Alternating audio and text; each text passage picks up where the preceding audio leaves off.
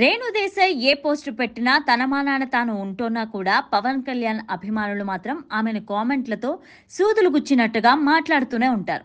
వారి కామెంట్లు రేణు దేశాయ్ సమాధానం చెప్పి చెప్పి అలసిపోయినట్టుగా కనిపిస్తోందా. ఎన్నిసార్లు ఎన్ని రకాలుగా చెప్పినా అభిమానులు మాత్రం కామెంట్లు చేయడం ఆపడం లేదు. రేణు దేశాయ్ సోషల్ మీడియాలో ఎప్పుడు ఏ పోస్ట్ పెట్టినా కూడా పవన్ కళ్యాణ్ ఫ్యాన్స్ లో కొంతమంది చేసే కామెంట్స్ చాలా వింతగా ఉంటాయి. పదే పదే రేణు దేశాన్ని వేధించాలని ఆ కామెంట్లు కనిపిస్తూ ఉంటాయి. ఆమె లోకంలో ఆమె ఏదో బతుకుతోందని వదిలేక పదే పదే తన మాజీ భర్త వల్లే ఐడెంటిటీ ఉందని, పవన్ కళ్యాణ్ వల్లే తనకు అస్తిత్వం ఉన్నట్టుగా మాట్లాడుతూ ఉంటారు. మా అన్నతో ఉంటే బాగుండేదని, మా అన్నని ఎందుకు వదిలేసావు వదినా అంటూ ఇలా పదే పదే కామెంట్లు పెడుతుంటారు. ఇక తాజాగా రేణు దేశాయ్ తన ఇంట్లో జరిగిన పండుగ హోమం గురించి చెప్పింది. తానే తన చేతులతో ప్రసాదం చేశానని, ఇలా ప్రత్యేక పూజలు చేసినప్పుడు తన చేత్తో ప్రసాదం చేసి ఉంటే ఎంతో ఇష్టమని రేణు దేశాయ్ చెప్పుకొచ్చింది.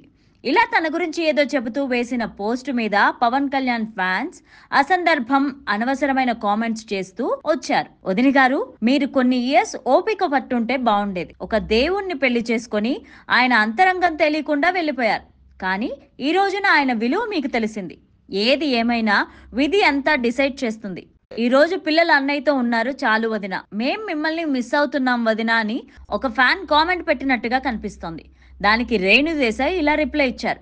మీకు కొంచెమైనా బుద్ధి ఉంటే ఇలా అనేవారు కాదు. ఆయన వదిలేసి ఇంకో పెళ్లి చేసుకున్నారు, నేను కాదు. దయచేసి నన్ను ఇంకా టార్చర్ చెయ్యొద్దు ఇలాంటి కామెంట్స్ పెట్టి అని దండం పెట్టేశారు. సూపర్ అమ్మా, మీరు అన్న దగ్గర లేకపోయినా బాగా పూజలు చేస్తున్నారని ఇంకొక మహానుభావుడు కామెంట్ చేశారు. ఆ కామెంట్ కు రేణు దేశాయ్ ఫైర్ అయ్యారు. అన్న దగ్గర లేకపోయినా అంటే అర్థం ఏంటి? నాకు నా సొంత లైఫ్ ఉండదా? మీరు ఇలాంటి కామెంట్లు పెట్టి నన్ను బాధ పెడుతున్నారు అని రేణు దేశాయ్ ఆవేదన చెందారు.